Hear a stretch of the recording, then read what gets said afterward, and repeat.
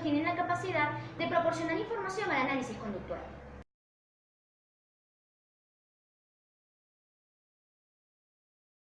En primer lugar, parece relevante conocer qué es la esquizofrenia.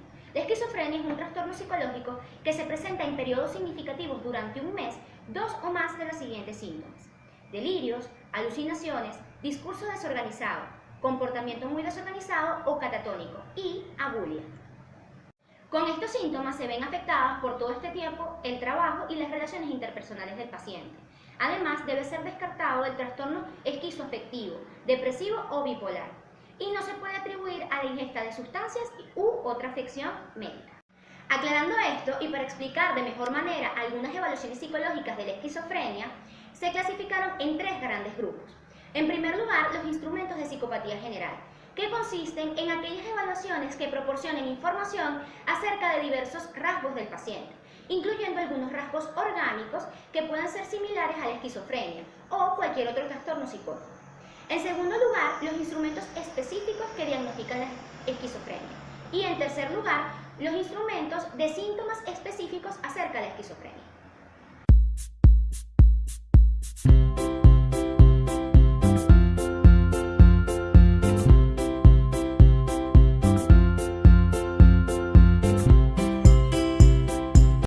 Entre los instrumentos de psicopatía general se encuentra el test gestáltico visomotor, o también conocido como Bender. Fue publicado en 1938 por Lauretta Bender. Existen diversas versiones de este instrumento. Los más conocidos son el Bender Coppix, para menores de 11 años, que busca conocer la madurez visomotora en el aprendizaje del niño.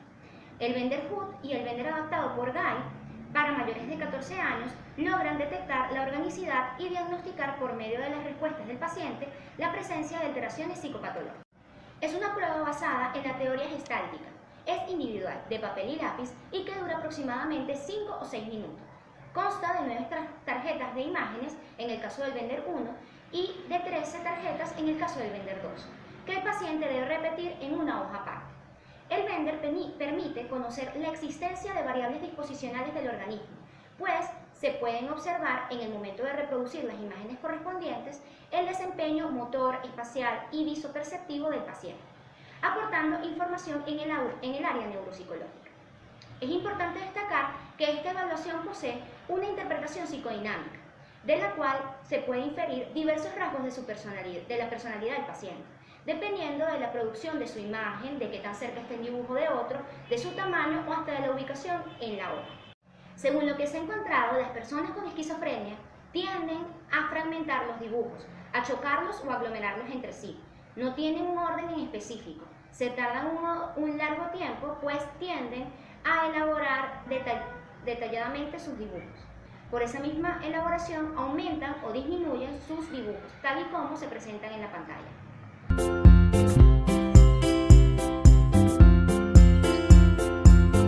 Otro instrumento es el Inventario Multifásico de Personalidad de Minnesota, o mejor conocido como MMPI. Fue creado por Hathaway y McKinley en 1943, con la finalidad de contar con un instrumento de evaluación que en un solo test pudiera proveer datos acerca de las áreas más importantes de la personalidad. Luego de probar el test, establecieron que el instrumento representaría a cada grupo psiquiátrico proporcionando un diagnóstico. De esta forma se desarrollan en escalas clínicas: hipocondria, HS, depresión, que se representa con una D, histeria, HY, depresión psicopática, PD, paranoia, PA, masculino-femenino, MF, introversión social, que es SI, psicastenia, PT, esquizofrenia, SC e hipomanía, MA, haciendo un total en conjunto con sus escalas de validez de 566 ítems. Pueden ser aplicados tanto individual como grupalmente a personas mayores de 16 años. Es una prueba de papel y lápiz que dura aproximadamente 45 a 60 minutos. El MMPI puede dar una idea al psicólogo clínico de las topografías de las conductas del paciente y sus habilidades obtenidas por las historias interconductuales, en todas sus subescalas, pues cada una de ellas describe de manera detallada los rasgos cognitivos, emocionales y conductuales característicos de las personas, que puntúan más en una determinada subescala. La subescala SC, que mide esquizofrenia, consta de 78 ítems, referentes a los síntomas psicóticos. Aquellos que obtienen puntuaciones más elevadas se caracterizan por tener sentimientos de ser diferentes o incomprendidos. Los puntajes medios reflejan intereses más abstractos e incluso de creatividad, mientras que los puntajes más bajos se consideran personas más realistas. Además, el manual también informa que se puede dar la tetrada psicótica, que es cuando la escala 6 y 8 presentan grandes elevaciones, y la 7 y la 9 con puntuaciones realmente bajas. Los pacientes con este resultado tienden a describirse como retraídos, suspicaces, hostiles y poco creativos. Por otro lado, si la escala 7 y 8 poseen los puntajes más elevados, se aumenta la probabilidad de tener un desorden psicótico. Otro instrumento importante es el Bartek. Es una prueba proyectiva creada por Eric Bartek en 1940 y fue adaptada en 1960 por Birma y Alfonso. Es una prueba que se debe aplicar a personas de 7 años en adelante. Consiste en 8 cuadrículas que presentan un estímulo determinado y la tarea del paciente consiste en realizar un dibujo de su preferencia tomando en cuenta ese estímulo y debe colocarle un nombre a cada uno. Es un instrumento de papel y lápiz y además verbal, pues al finalizar la prueba se le pueden realizar preguntas al paciente acerca de los dibujos, preferiblemente se aplica individual. A pesar de que el Bartek se observa como un instrumento basado netamente en la teoría psicodinámica, este instrumento permite conocer datos importantes e interesantes para el análisis conductual, pues proporciona la tendencia que tiene un paciente a un determinado rasgo, cognitivo o emocional. Esto se observa sobre todo en la evaluación a nivel formal de los elementos gráficos de la prueba. Un punto específico que parece relevante destacar es que en el manual se mencionan algunos indicadores tipo para una persona que presenta un rasgo de psicosis. La evaluación de estos pacientes tienen excesos de abstracciones, trazos desquebrajados y un contenido acerca de rupturas, explosiones, deterioros, entre otros.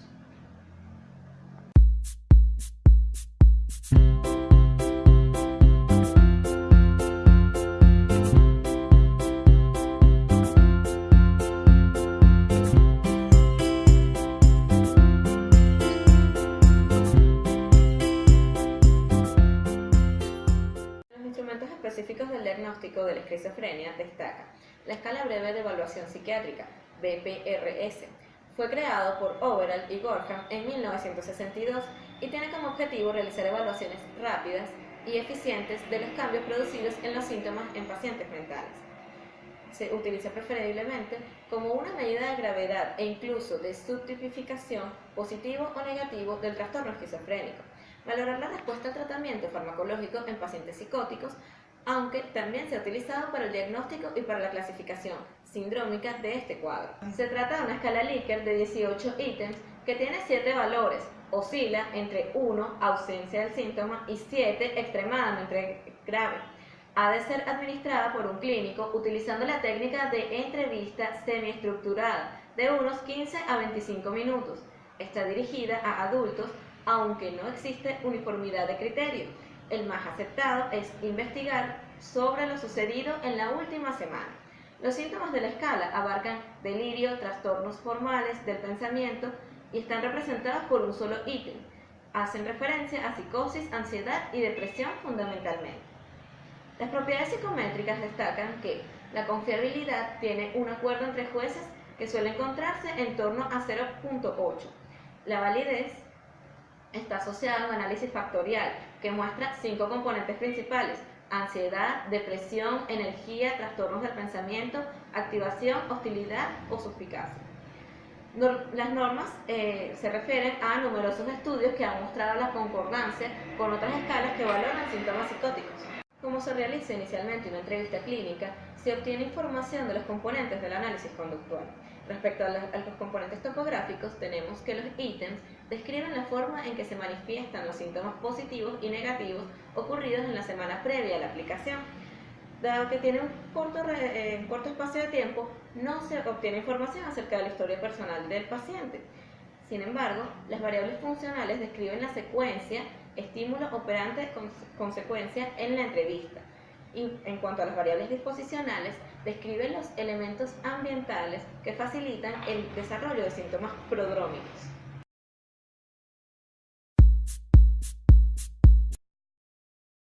Otro instrumento de relevancia es la evaluación breve de la cognición en esquizofrenia. Fue creada por Kiff en 2004 y tiene como objetivo evaluar diferentes aspectos de la cognición. que suelen aparecer deteriorados en pacientes con esquizofrenia. Los síntomas evaluados son memoria verbal, memoria de trabajo, velocidad motriz, fluidez verbal, atención y funciones ejecutivas. Las características principales de este instrumento son que consiste en una evaluación neuropsicológica estandarizada, de heteroaplicación y dirigida a adultos. Ofrece propiedades psicométricas de validez, confiabilidad y normas. En cuanto a la validez, los resultados mostraron que todos los test son capaces de discriminar entre pacientes con esquizofrenia y sujetos sanos. En la versión española, la validez concurrente fue similar a la reportada en otros idiomas. Respecto a las normas, la puntuación global y puntuación específica se expresa en la escala Z. Respecto a los aportes del análisis conductual, se destacan los aportes topográficos, que ofrecen información de cómo se está manifestando la conducta, tomando en cuenta los déficits o excesos conductuales en cada área a evaluar. Informa a su vez de variables disposicionales en el organismo como daño cognitivo u otros.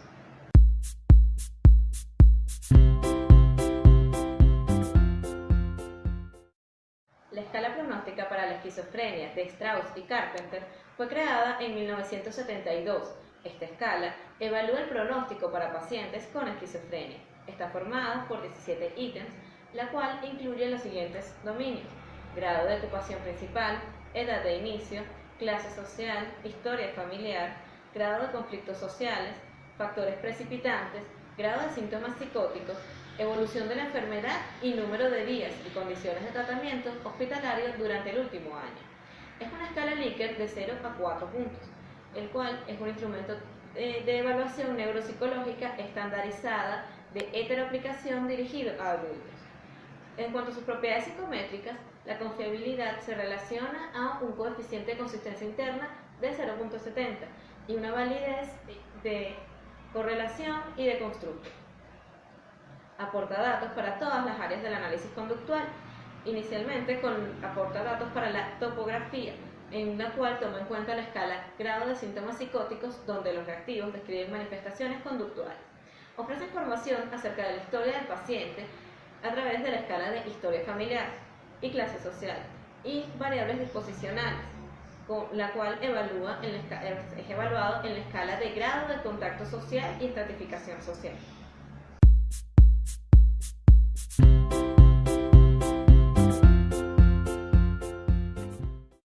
Síntomas positivos y negativos de la esquizofrenia, SAPS y SAMS, fue creada en 1982 por Andresen. Tiene una adaptación española creada en 1989 y una adaptación colombiana en 2003. Su objetivo es valorar la gravedad de la esquizofrenia en cuanto a los síntomas positivos y negativos y otros trastornos psicóticos, explorar su fenomenología y evaluar la respuesta al tratamiento. La escala de síntomas positivos contiene 31 ítems organizados en las subescalas: alucinaciones, delirios, comportamiento extraño, trastornos formales del pensamiento y afecto inapropiado.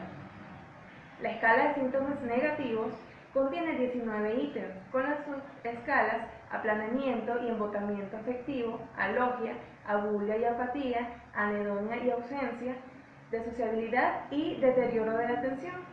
Los reactivos se organizan en una escala Likert entre 0, que significa que los síntomas están ausentes, y 5, que significa que los síntomas están presentes pero de forma severa. Las puntuaciones totales fluctúan entre 155 para la SAP, o la escala de síntomas positivos, y 95 para la escala de síntomas negativos.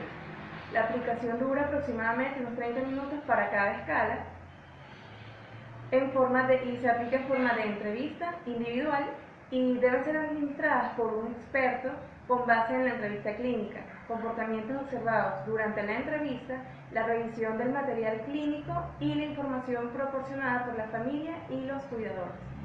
En cuanto a la confiabilidad, se utilizaron estudios de test-retest, consistencia interna y acuerdo entre jueces. La validez es de contenido y de constructo.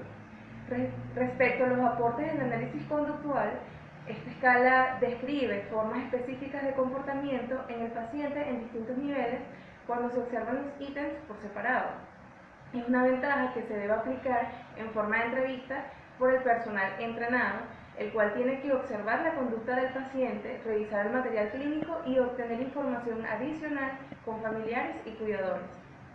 La escala de síntomas positivos brinda información en cuanto a las conductas, cogniciones y experiencias sensoriales que no se presentan en personas sin el trastorno, como alucinaciones visuales, táctiles, olfatorias y auditivas.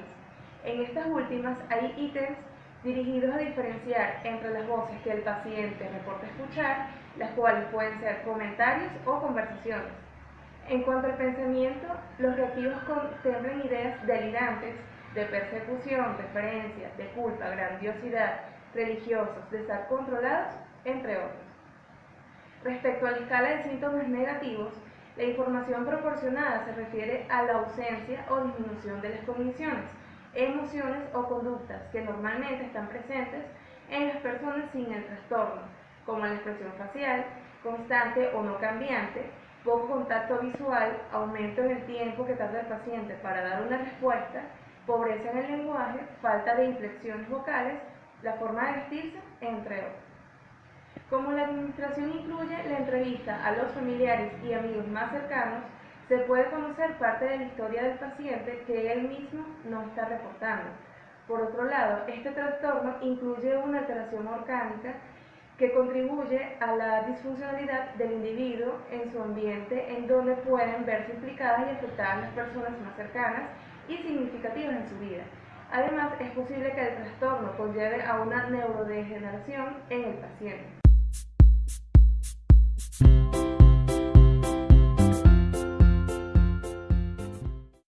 Otro instrumento es la escala de síndromes positivos y negativos para la esquizofrenia o PANS. Fue diseñada por Kay, Fishbein y Opler en 1987 y existe una adaptación española que fue diseñada en 1994. Su objetivo es evaluar la esquizofrenia desde el punto de vista dimensional, evaluando la gravedad del síndrome positivo, del negativo y la psicopatología general del trastorno. El otro punto de vista es el categorial, en donde se ve la clasificación del trastorno en síndromes positivos, negativos o mixtos, pudiendo así servir como indicador de pronóstico, ya que en aquellos casos en donde predominan síntomas negativos, supone tener una peor evolución. También sirve para evaluar cómo va actuando la medicación en cada paciente, es decir, si está mejorando, si empeora o si se mantienen los síntomas. Está basada en la escala de BRPS y algunos ítems de esta se conservan.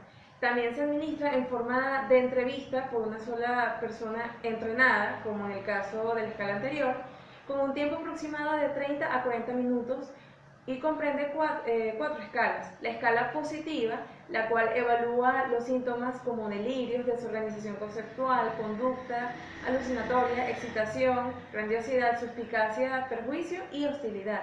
La escala negativa, que evalúa síntomas como embotamiento afectivo, retracción emocional, pobre relación, retracción social, apatía pasiva, dificultad de pensamiento abstracto, falta de espontaneidad, fluidez de la conversación y pensamiento estereotipado. La escala de psicopatología general, la cual evalúa la presencia de otro tipo de síntomas en el paciente esquizofrénico. Estos son preocupaciones somáticas, ansiedad, sentimientos de culpa, tensión motora, manierismos y posturas, conducta depresiva, retardo motor, falta de colaboración, inusuales contenidos del pensamiento, desorientación, atención deficiente, ausencia de juicio e introspección, trastorno de la volición, control deficiente de impulsos y preocupación y evitación social activa. Y por último, la escala compuesta. Esta evalúa la predominancia entre la escala positiva sobre la negativa o viceversa. Los reactivos tienen una puntuación en escala tipo Likert de 7 grados de intensidad, en donde 1 siempre equivale a la ausencia del síntoma y 7 representa la gravedad extrema, obteniendo al final 4 puntuaciones dimensionales: del síndrome positivo, el síndrome negativo, la escala compuesta y la psicopatología general. Las puntuaciones de la escala positiva, negativa y psicopatología general se obtienen sumando las puntuaciones de los ítems que pertenecen a dicha escala, las cuales oscilarían entre 7 y 49 y en las dos primeras entre 16 y 112 en la última. La puntuación en la cuarta escala la cual es la compuesta, se obtiene restando la puntuación de la escala negativa con la puntuación de la escala positiva. Así obtendríamos un valor que oscilará entre menos 42 y más 42. Las puntuaciones directas se transformarán en percentiles mediante una tabla. Los estudios de confiabilidad son de consistencia interna y de acuerdo entre jueces, y la validez es de constructo y factorial. Respecto al análisis conductual, proporciona información sobre patrones de conducta específicos de los tipos de síntomas de la esquizofrenia, además de otros tipos de síntomas como conductas de ansiedad, sentimientos de culpa, tensión motora, retardo motor, conducta depresiva, falta de colaboración, atención deficiente, desorientación, entre otros, así como también refleja la predominancia de los síntomas positivos sobre los negativos. También se evalúa la respuesta al estrés del paciente. En la entrevista se deben explorar la enfermedad del paciente y las circunstancias vitales e identificar las áreas de interés, contribuyendo así a formar la historia clínica. Se puede conocer cómo ha sido el entorno del paciente mediante la entrevista tanto a él como a los familiares y amigos más cercanos. La esquizofrenia se trata de un trastorno con componentes orgánicos y síntomas que influyen en su comportamiento, lo que permitiría un mejor análisis al observar el paciente durante la entrevista y contrastar la información suministrada por los ítems.